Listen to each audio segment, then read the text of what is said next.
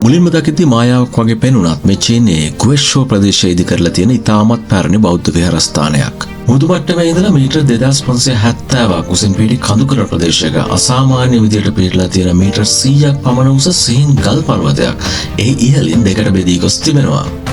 මේ බෙදී ගිය කොටස් දෙකෙහිම පන්සල් දෙකක් ඉදි කරලා තියෙනවා. මෙන්න එක පන්සලක් මතු බුදු වෙන්න ඉන්න මෛත්‍රී බුදුන් වෙනුවෙනුත් අනිත් එක ගෞතම බුදුන් වෙනුවෙන් ශාක්‍යමුනි පන්සල් වෙනුවෙනුත් හඳුන්වනවා.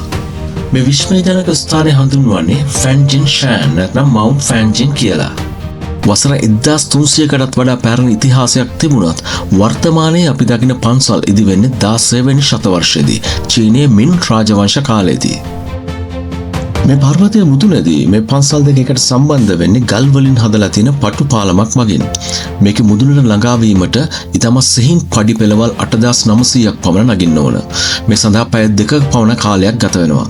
කේබල් කාර් එකක් භාවිත කරලා විනාඩි 20කින් උඩට යන්න පුළුවන් පහසුකම දැන් තියෙනවා.